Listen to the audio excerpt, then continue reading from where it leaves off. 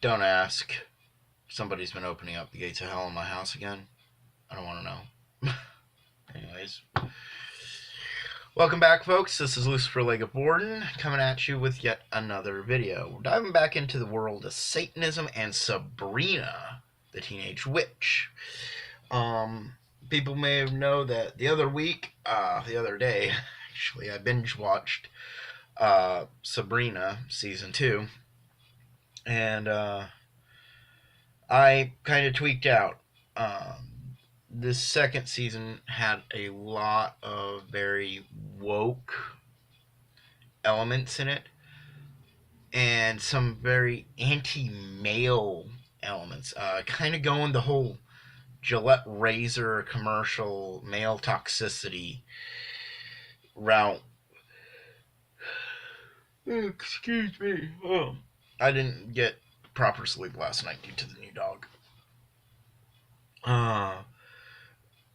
But so the thing is so I went off on that and really started bitching out over them portraying male Satanists as chauvinists and whatnot.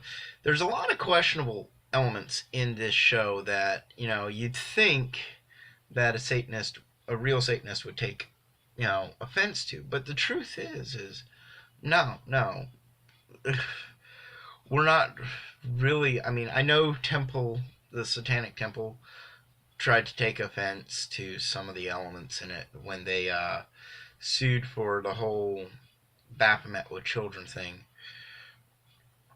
And they were like, oh, this is our statue, but this is in a show that depicts cannibalism and a lot of stuff that really could paint Satanism in a bad light. And I'm sitting here going,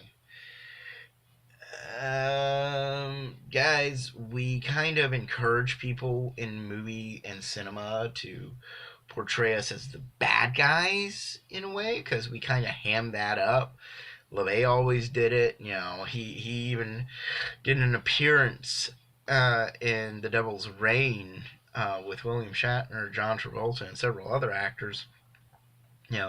As a satanic priest, he did a cameo there supporting it. He did a lot of the work for the church and chapel there, and told them how to set it all up. So, come on, guys. But one thing I did take offense to was how they portrayed male Satanists. The show portrayed us as being machismo, chauvinistic, all male power, men strong, women walk behind us type BS.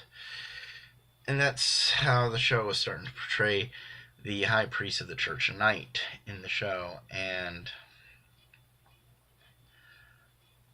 it offended me. It really did offend me. I was really upset at it, because that's not how us male Satanists are. That's not how Satanism is at any point in time. We actually, if anything, it's the guy who's going to be walking by the girl because he's going to be wanting to look at her ass, and she's going to be wanting him walking behind her so her ass could get stared at. She's going to be deliberately wiggling her ass. That's just how we are. We're hedonists. We're kinky. We're perverted. Any true Satanist worth their salt is going to know that, and they're going to have fun with it. It's not that we're sick in the head. Well, we are kind of sick in the head, in a good way. We're sick in the head in a good way. But at no point in time is there any sort of real divide between male Satanists and female Satanists. We're equal opportunity. In almost all things. If we're gonna like you, we're gonna like you. If we're gonna hate you, it don't matter what your gender is. We're gonna equal opportunity hate you just the same as much as equal opportunity like you.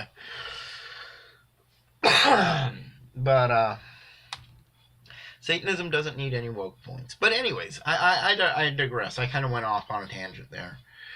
Um, and whatnot. So, yeah, season 2 had a lot of woke points. It really kind of upset me and whatnot.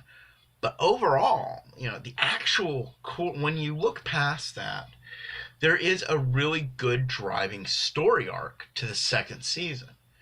And is second season worth watching all the way through? Yes, it is. As a matter of fact, I was like, damn you, Sabrina, for actually having such a good show and a good story arc that we're able to actually look past the over wokeness of you.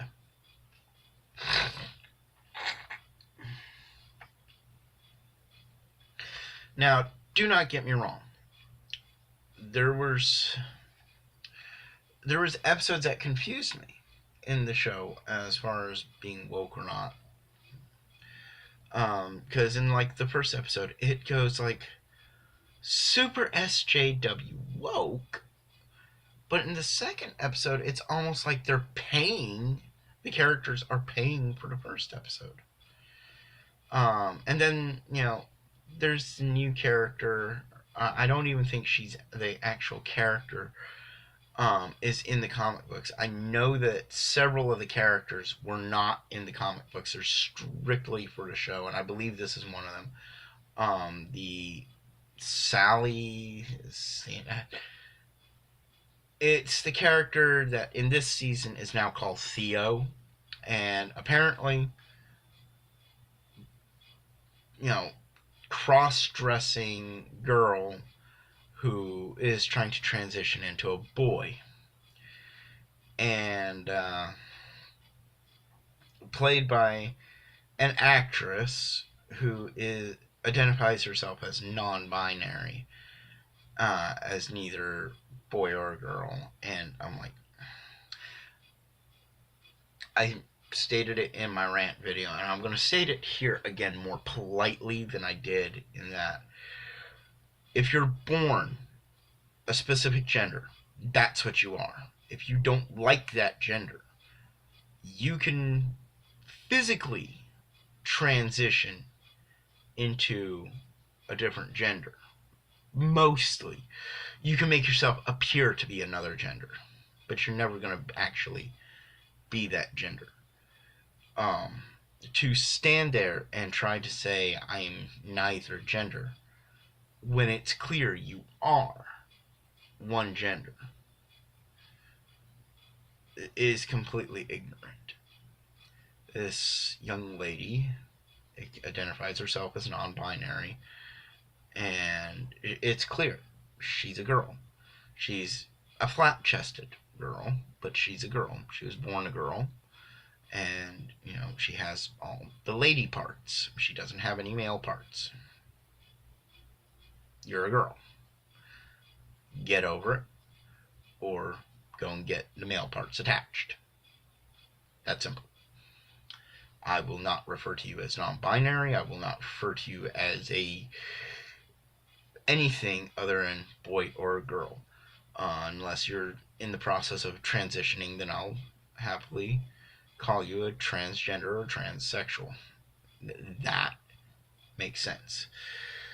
The main character that played this, or the actor who played this role, the role I found served no real purpose to the story, except near the end, actually. The actual character, they finally figured out some way to incorporate this character in a meaningful way. Up until that point, the character was pretty much just wall furniture, just as a filler, really. And I found no purpose in the character's story arc or anything like that. I didn't feel any connection to the Theo character or the female variant that it was calling itself before then, or herself before then. I had no connection to them. I had no investment in them, and quite frankly, I was, the first season, yeah, their story arc kind of helped motivate and humanize Sabrina, but in the second season, they did nothing. They did nothing to move that story arc forward, and I felt no connection to him. And in all honesty, would have been much happier had they just left the entire character out of the entire season. Because it was almost a useless character up till the very end. And that once the end came, it's like, oh, okay. But up till then, it's like you're like, why are they even there? And for the most part, the character is barely in the season, except when they absolutely want filler characters. The season was very good. It was very well written. There were offensive issues that was angering me, like I said, but the actual story arc was captivating. The world itself. Oh, excuse me. The world itself that Sabrina is set in Greendale, is very captivating. The writers have captured this world very well, and they've explained a few things very well. They didn't leave us hanging for too long on things.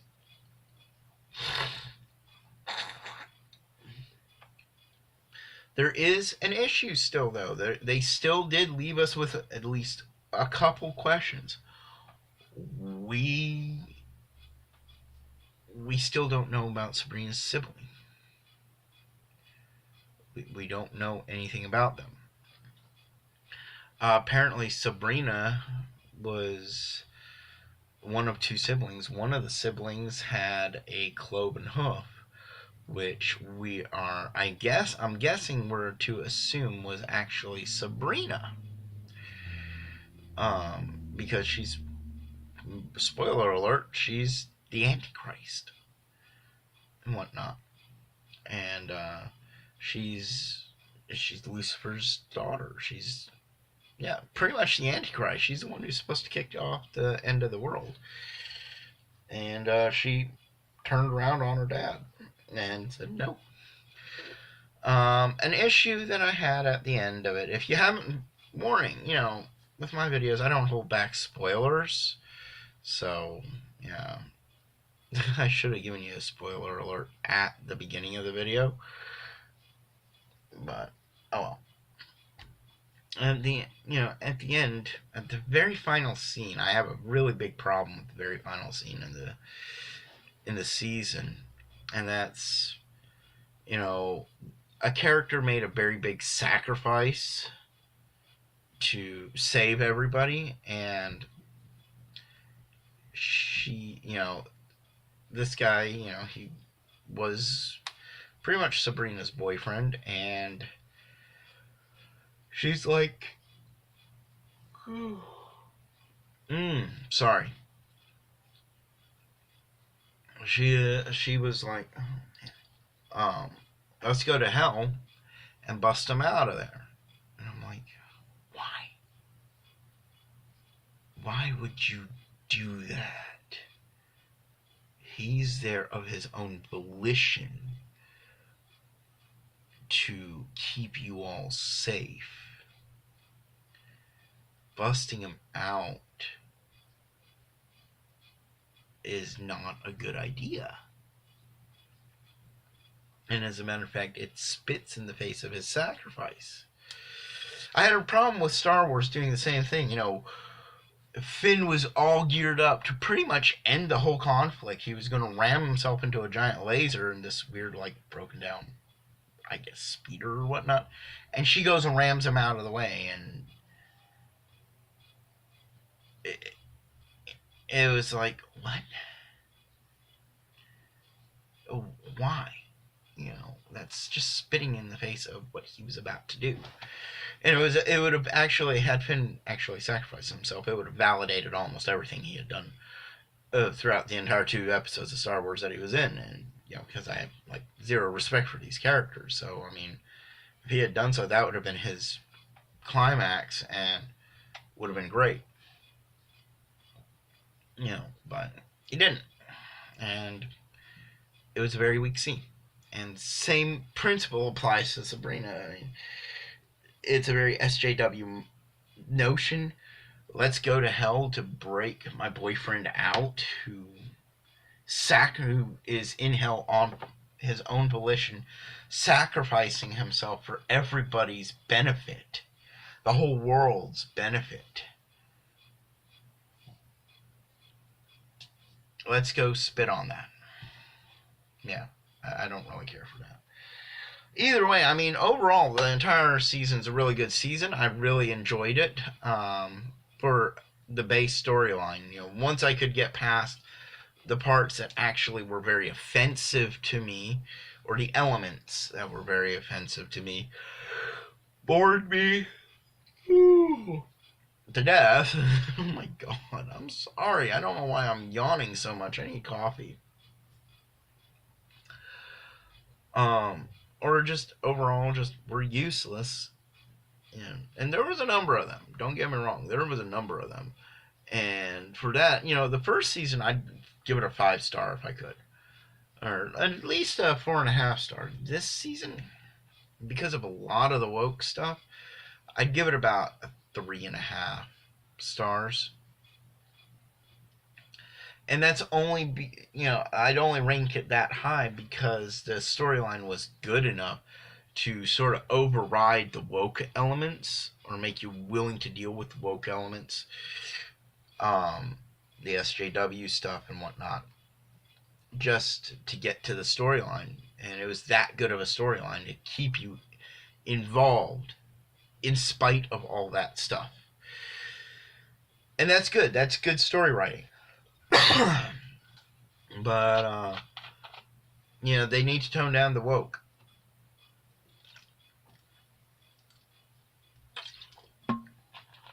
Am I looking forward to season 3? Yes. Am I praying the wokeness is toned back? Definitely. What will happen if it goes super woke again and doesn't tone it back at all? In this season, we got breaks from it, and that was the good part. But there were certain episodes where it was just like, whoa, too much. And yeah. So what'll happen if it doesn't tone it down? I don't know. I don't like to think about it because I actually enjoy this show. I don't want to miss any of it. And if it goes like how Supergirl went, I'm going to be heartbroken because we don't have any shows out there that actually talk about Satanism. Even though it's not real Satanism. It's very little is accurate to real Satanism. The fact of the matter is it sort of does what the Craft did for Wicca. It's kind of waking people up to, hey, there is this religion out there, and it's getting it into the public eye. And that's what I like, it's getting it into the public eye, where people are going to take a second look at it now. So, but anyways, that's what I got for you guys. Tell me what you think in the comments down below. Please be respectful when you do so. If you're liking what you're hearing and liking what you're seeing, hit that subscribe button and hit that bell notification. That way you know whenever I'm putting up another video. Thank you all. This is Lucifer Lake of Borden, and hail Satan. I'll see you guys later. I'm out of here.